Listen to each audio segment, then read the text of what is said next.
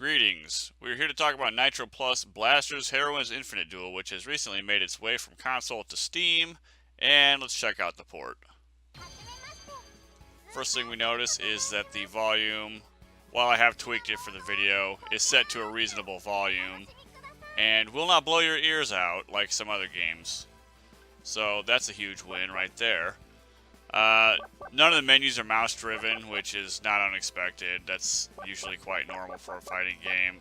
And the game by default hides your mouse cursor, which, like it or lump it, it does. Now, also, the game does not respond to any player input if it's not the primary window. Like right now, it's the primary window.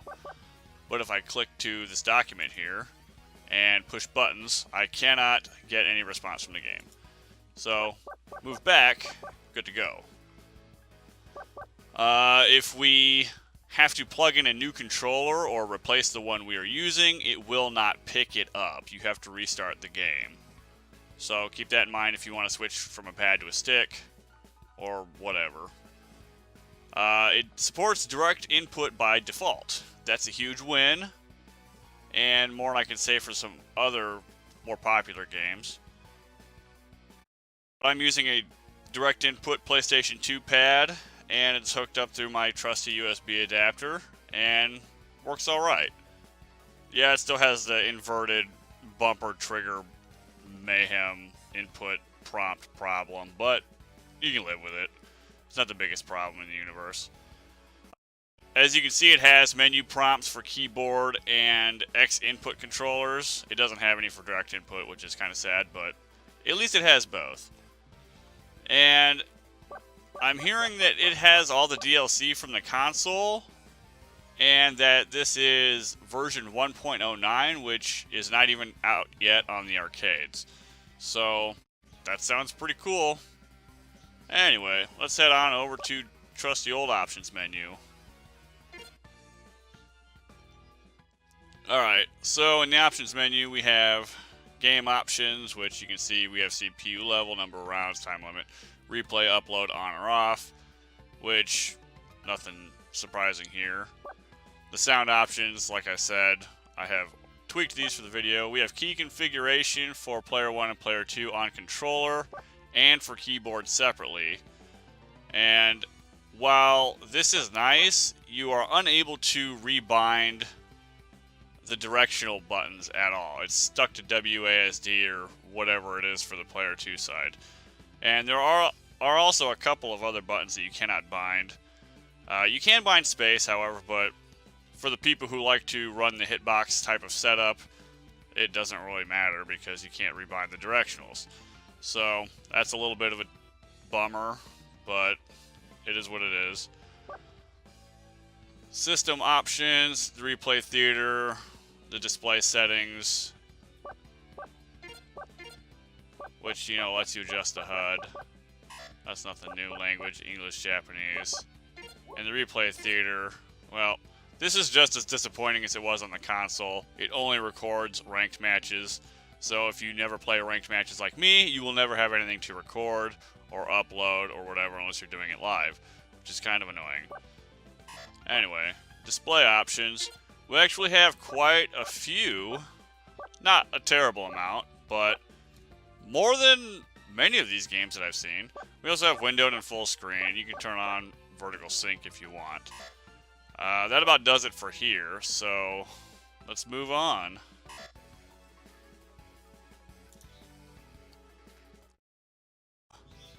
Alright, let's check out the training.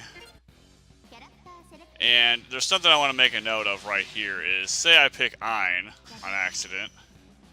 Oh, I don't want to pick Ein. I can't undo the selection? No, there's no way to do it.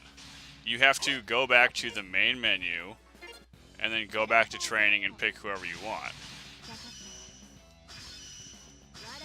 So, that is kind of annoying, but fortunately there's a small workaround. You can change up all these things through the training menu itself. So this is carried over directly from the console. And you're able to manipulate the dummy in several ways. So you get a little bit to work with here, and it's not too bad overall. Another thing I want to make a note of is that when you go to like versus, maybe it's player, you can't really pick where the controller goes. So if you want to maybe use the player 2 controller on player 1, you can't switch it. And as far as I can tell, the player 1 pad and the keyboard is always bound to the player 1 side. Granted, there is a player 2 side to the keyboard, but you can't move any of this around, is what I'm trying to say. And you can't specify it for one or the other. And that's kind of annoying, actually. But, again, it's not the end of the world. Now, let's check out the network menu. And this is pretty much directly translated over from consoles as well. Downloading, downloading, downloading.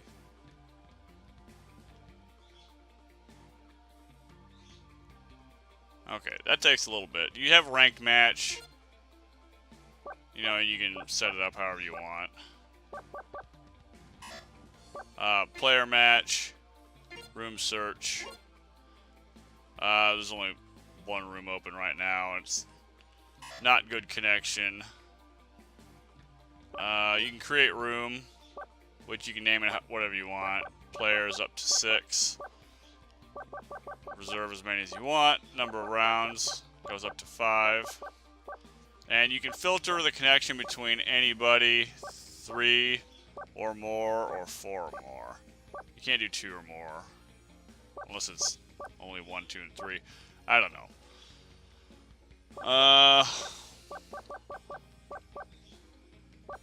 Let's create a room real fast here.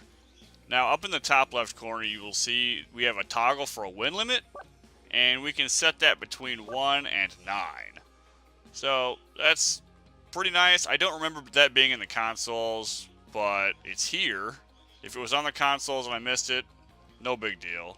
It's cool that it's there. We have a training mode option here, which is nice. You can also set basic commands like, I'm sorry, going idle, last game, stuff like that. You can check the win rate of people who have been in the room. Player data as well, which I have no data. You can invite people to room here, and this brings up the Steam overlay with your friends in it, and you can also kick people out too. One more thing to remember here is, if you want to refresh this list, you have to go back out and then research. There is no refresh button as far as I can tell. I tried. There's nothing. Replay theater. Again, this goes back to the same thing. If you don't play ranked, you have no replays. So if you want to share with your friends, tough. Player data, that's just, you know, player record, character record, title settings, if you want to set up a custom title. Also, this stuff is basically, as far as I can tell, tied directly to ranked. So if you don't play ranked, you have no data. So, there you go.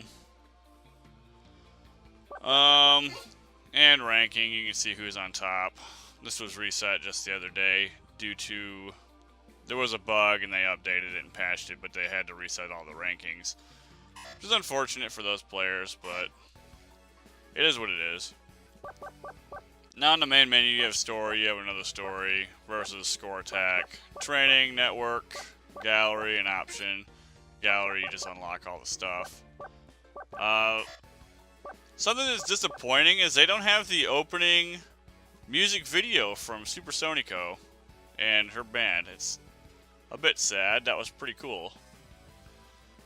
But as far as that goes, that covers pretty much everything that's in the game. Its performance is pretty solid. I have had no local problems with the game. It runs really, really smooth. Online, I have had some sketchy matches.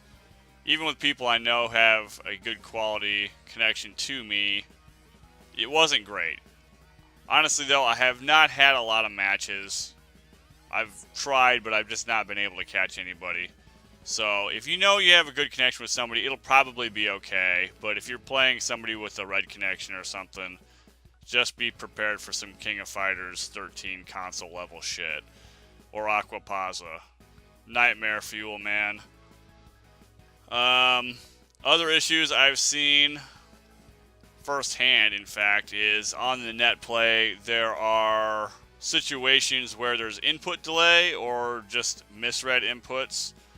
And what I mean by that is it's usually on the compound inputs like your assists or your throws or what have you. If you're playing on pad, keep that in mind. You can macro a lot of that stuff, but this game has a lot of macros. So keep that in mind and just try and bear with it. Or maybe they'll patch it, I don't know. I will update the video if anything is updated.